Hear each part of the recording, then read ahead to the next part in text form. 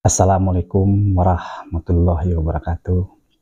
Perkenalkan, saya adalah mantan Direktur PDAM Kabupaten Pasaman Barat yang sekarang bernama Perusahaan Umum Daerah Air Minum Kabupaten Pasaman Barat. Saya diangkat periode 2020-2025, masa jabatan 5 tahun.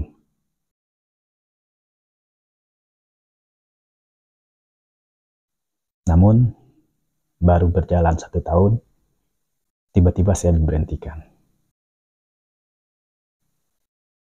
Makanya hari ini saya coba speak up.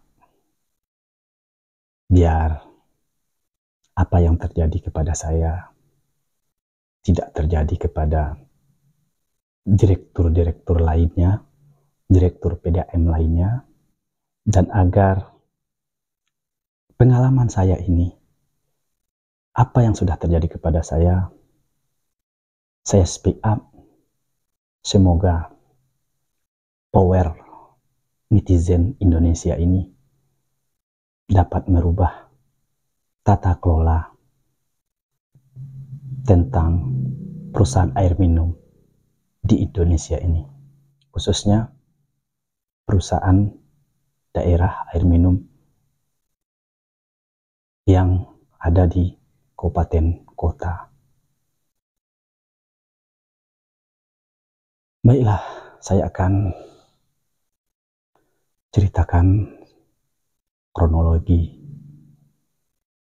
apa yang terjadi kepada saya. Alhamdulillah ya. Pada tahun 2019 saya diberikan kesempatan oleh Allah dipanggil ke tanah suci untuk menjalankan rukun Islam yang kelima, yaitu melaksanakan ibadah haji. Di tanah suci tentu banyak pengalaman spiritual yang kita alami. Mungkin semua yang pernah melaksanakan ibadah haji demikian juga. Dengan latar belakang saya adalah seorang aktivis dan bergerak di lembaga swadaya masyarakat. Bahkan sebelumnya juga aktif dalam perpolitikan. Jelas banyak mungkin hal-hal yang tidak berkenan dengan apa yang telah saya dan teman-teman suarakan. Jadi saat saya melaksanakan ibadah haji ini, saya berniat begitu sampai ke tanah air, saya akan meninggalkan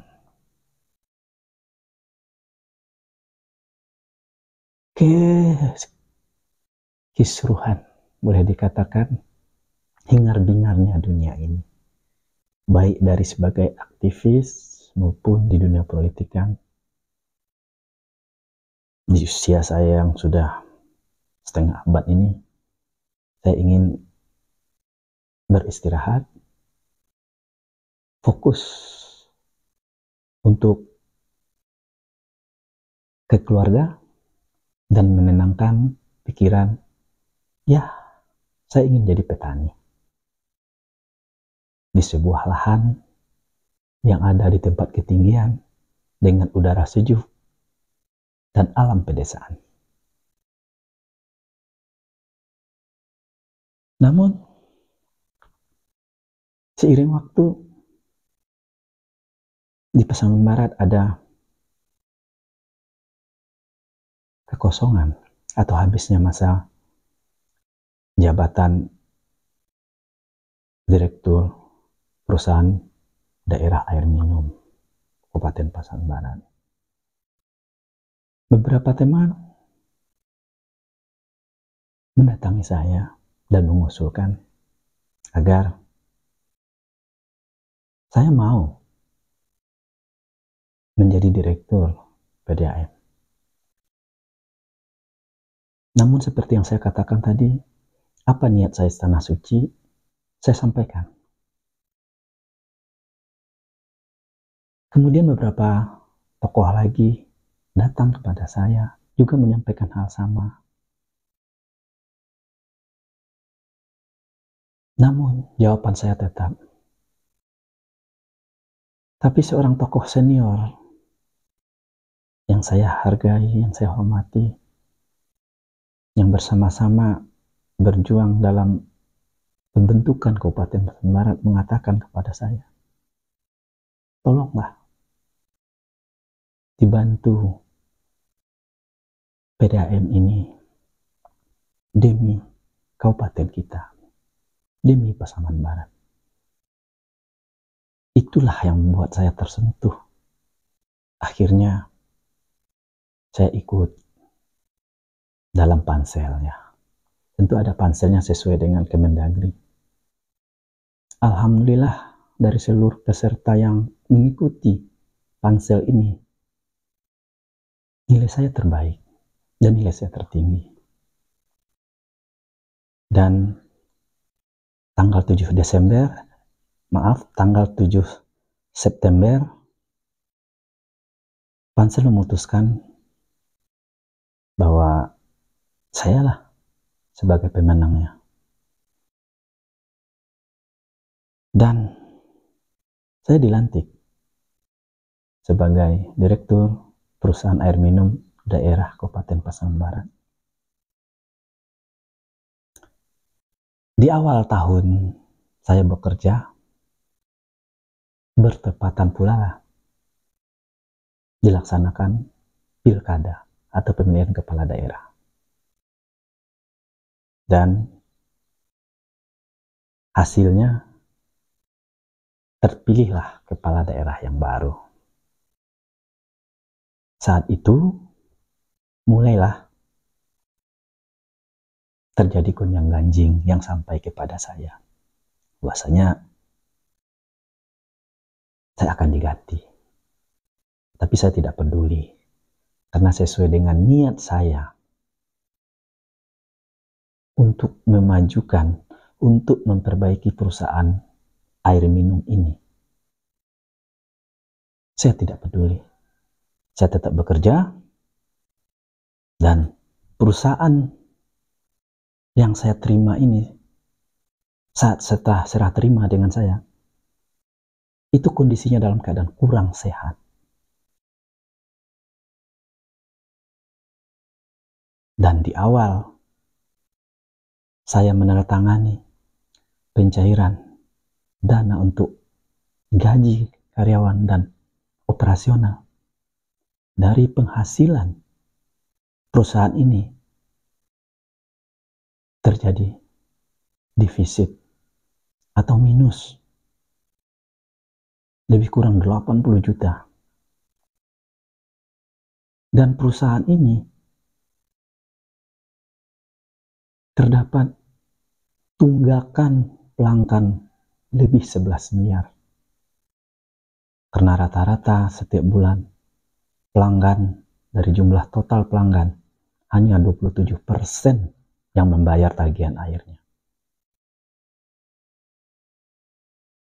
Tentunya ini harus saya perbaiki dan harus saya tingkatkan. Berdasarkan pedoman saya adalah hasil pemeriksaan BPKP tahun sebelumnya dan merekomendasikan apa-apa yang akan diperbaiki. Karena penilaian kinerja perusahaan ini dilakukan oleh BPKP. Dari yang saya pelajari, penyebab utama dari perusahaan ini kurang sehat adalah kurangnya pelayanan. Kita tahu air minum merupakan kebutuhan vital kedua oleh manusia setelah oksigen. Dan undang-undang kita mengatakan bahwasanya negara berkewajiban memberikan air bersih kepada rakyatnya. Jadi di perusahaan yang saya pimpin ini baru 14% penduduknya yang sudah mendapatkan air bersih. Masih jauh yang diharapkan undang-undang. Kalau undang-undang itu harus 100%. Dan itu harus dicapai. Itulah yang harus saya kebut. Tentunya langkah pertama saya buka keran. Menerima keluhan pelanggan. Kenapa pelanggan ini? Pertama, kurang berminat untuk menjadi pelanggan air minum. Yang kedua, enggan membayar tagihan. Persoalannya saya temui cuma dua. Pertama, air bersih ini, air PDAM ini, lebih sering mati daripada hidup. Yang kedua, pelanggan keluhkan besarnya tagihannya. Air mati, tagihan besar. Itulah yang coba saya pikirkan. Wajar kalau pelanggan enggan membayar. Bagaimana kalau dibalikkan? Air tidak pernah mati, tagihan kecil. Pasti pelanggan senang. Jadi yang pertama itulah yang saya rubah. Pelayanan, memberikan pelayanan prima kepada pelanggan ini. Langkah pertama saya, semua sumber-sumber air kita, ya, sebagai bahan baku yang kita salurkan kepada pelanggan, saya survei, saya periksa semuanya. Memang ternyata pangkal persoalannya dari sumber ini. Sumber kita tidak pernah terawat, tidak pernah dipelihara, tidak ada maintenance. Sehingga debit yang ada dari sumber kita ini, dari mata air kita ini, tidak maksimal kita salurkan. Lebih banyak yang terbuang. Inilah yang saya perbaiki. Yang kedua, jaringan. Jaringan boleh dikatakan tidak ada maintenance, tidak ada perawatan. Banyak jaringan yang bocor. Jadi inilah yang diperbaiki. Sehingga dengan ini saya perbaiki, alhamdulillah air kembali lancar. Kita upayakan air hidup 24 jam. Dan dengan saya sudah buka layanan pengaduan pelanggan. Wah, begitu langsung banyak pengaduan yang masuk. Dan pengaduan ini harus cepat direspon. Dan saya bentuk tim reaksi cepat. Alhamdulillah ini terlaksana semua. Meskipun apa yang saya kerjakan ini di tengah gonjang-ganjing akan pergantian direktur. Dan saya baru jadi direktur. Saya tidak peduli, saya tetap bekerja. Bahkan ketika perusahaan sudah mendapatkan penalti atau sanksi dari pusat dalam penyaluran dana hibah berupa pemasangan instalasi air ke rumah-rumah penduduk dengan program masyarakat berpenghasilan rendah atau MBR. Perusahaan kita kena penalti karena tahun sebelumnya ditolak. Dengan kepala daerah,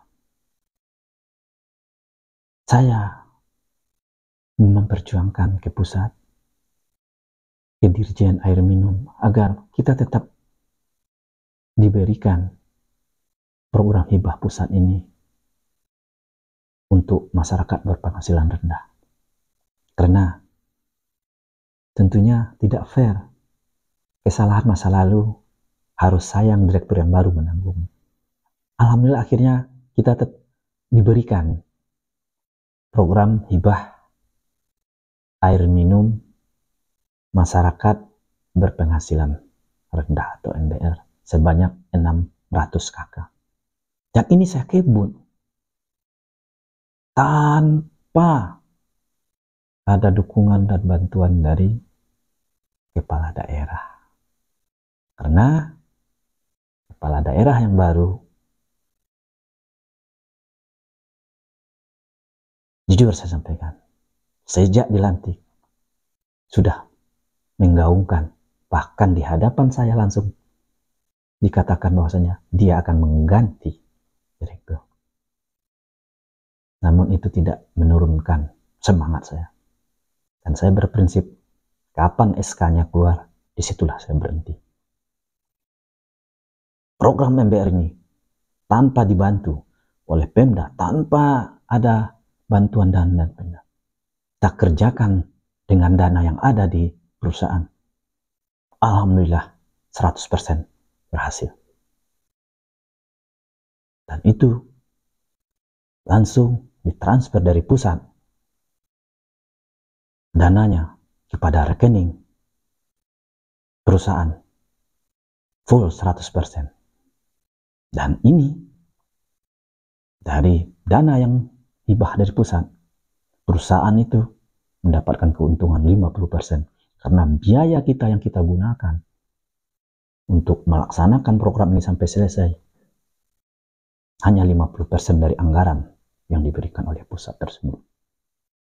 Jadi 600 ini satu kakak itu 3 juta, berarti dananya 1,8 miliar. Dan 900 juta merupakan keuntungan untuk perusahaan. Tapi apa yang saya kerjakan ini tidak mendapatkan apresiasi dari kepala daerah. Dan di saat saya masih bergiat di lapangan dan tidak memperdulikan apapun gonjang-ganjing itu, di bulan November, tepat di tanggal 30 November, dan saat saya berada di lapangan, saya ditelepon oleh bagian perekonomian untuk datang ke kantor karena ada memberikan surat. Setelah surat saya terima, saya baca, ternyata isinya adalah pemberhentian direktur dari jabatannya. Karena dengan alasan, karena hasil dari inspektorat melanggar perda, itu saja, nggak jelas apa yang dilanggar.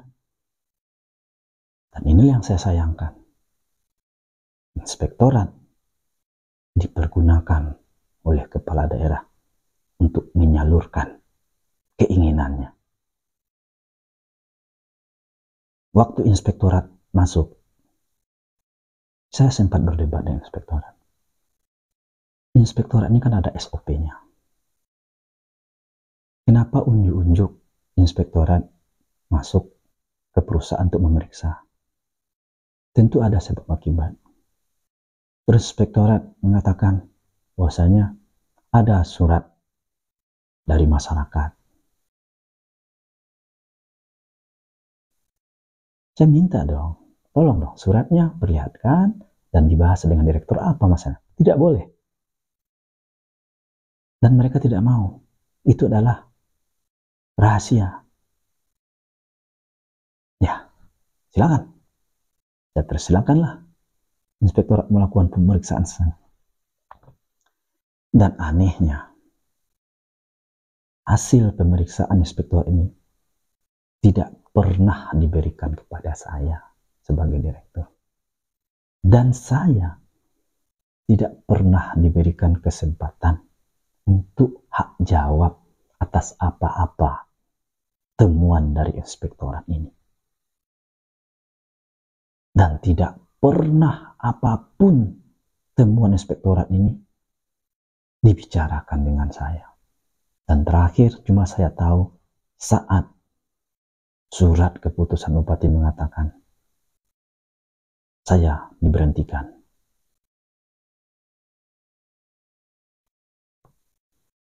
Saya sabar. Saya tidak mengambil langkah-langkah hukum. Padahal langkah hukum banyak yang bisa diambil. Yang pertama, tentu PT UN, SK Bupati. Namun saya berpikir, apapun tindakan saya harus pikirkan kebaikan terhadap perusahaan dan kebaikan terhadap masyarakat banyak sebagai pelanggan perusahaan. Karena perusahaan air minum ini adalah pelayanan masyarakat, menyediakan kebutuhan pokok masyarakat. Seandainya saya mengambil langkah hukum, tentu yang terdampak yang pertama adalah karyawan perusahaan. Dan yang kedua, masyarakat sebagai pengguna layanan perusahaan. Itulah saya tidak mau mengambil langkah hukum. Saya lihat apa yang terjadi selanjutnya. Saya tunggu, saya sabar, dan saya tetap mensupport dari belakang agar pelayanan yang sudah saya rintis selama setahun ini tetap berjalan. Masyarakat tetap menikmati air. Apalagi banyak inovasi-inovasi teknologi selama yang saya buat. Salah satunya adalah aplikasi tentang sistem pembayaran rekening air minum. Yang sebelumnya masyarakat harus datang kepada loket-loket dan sekarang bisa membayar menggunakan aplikasi dengan smartphone di rumah. Dan aplikasi ini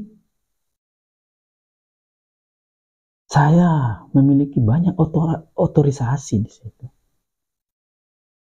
Seandainya saya berniat jahat, sedikit aja saya ganggu aplikasi ini, otomatis rekening air tidak akan muncul, tidak bisa terbit,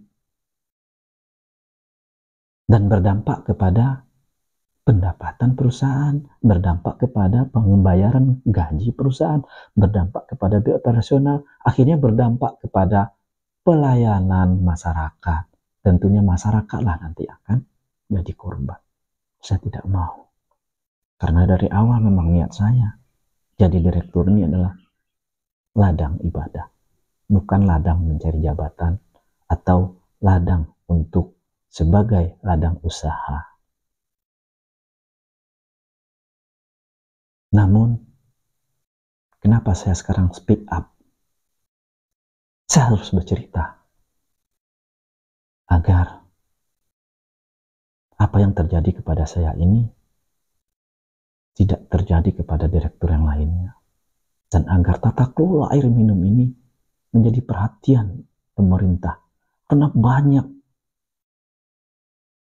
kepala-kepala daerah yang bertindak arogan untuk kepentingan politiknya, mengintervensi perusahaan air minum ini. Dan itu yang banyak ditemukan sebagai direktur. Direktur-direktur lainnya juga kita sering berbincang-bincang menghadapi hal-hal yang sama. Dan kenapa saya speak up sekarang? Alhamdulillah, apa yang direkomendasikan oleh inspektorat ternyata terbantahkan oleh kantor akuntan publik dan BPKP. Setelah saya mendapatkan hasil audit independen kantor akuntan publik dan penilaian kinerja oleh BPKP, opini dari hasil dari akuntan publik adalah WTP, wajar tanpa pengajuan, berarti tidak ada temuan. Dan hasil kinerja dari BPKP, sebelumnya perusahaan yang saya terima dalam keadaan kurang sehat, setelah saya perbaiki dalam 1 tahun, alhamdulillah menjadi sehat. Dan tidak banyak perusahaan air minum ini sehat di Indonesia ini. Di Sumatera Barat saja, dari 16 perusahaan air minum, hanya 8 yang sehat. Termasuk perusahaan yang saya kelola ini. Dan di tangan saya lah, selama perusahaan ini ada, baru di tangan saya menjadi sehat.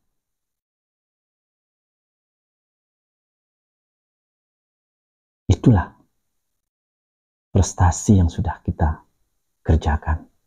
Tapi karena muatan politik, dianggap saya bukan bahagian dari kepala daerah yang sedang berkuasa sekarang. Karena saya dianggap bahagian dari kepala daerah yang sudah kalah pilkada. Dan saya harus diberhentikan. Kalau cara-cara ini terus tetap terjadi terhadap direktur perusahaan air minum, kapan pelayanan air minum ini bisa dirasakan oleh masyarakat banyak? Apalagi air merupakan kebutuhan vital kedua oleh manusia setelah oksigen. Makanya saya speak up sekarang.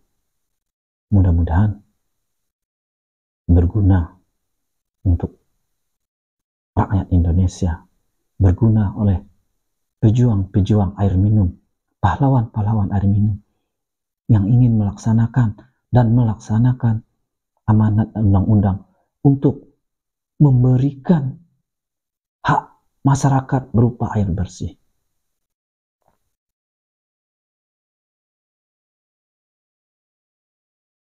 Dan terakhir, saya berharap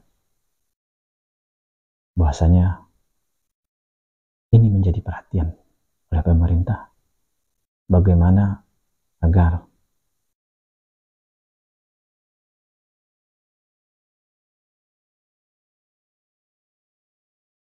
direktur perusahaan yang kinerjanya bagus bisa terlindungi dari kepentingan-kepentingan kepala daerah. Dan satu lagi,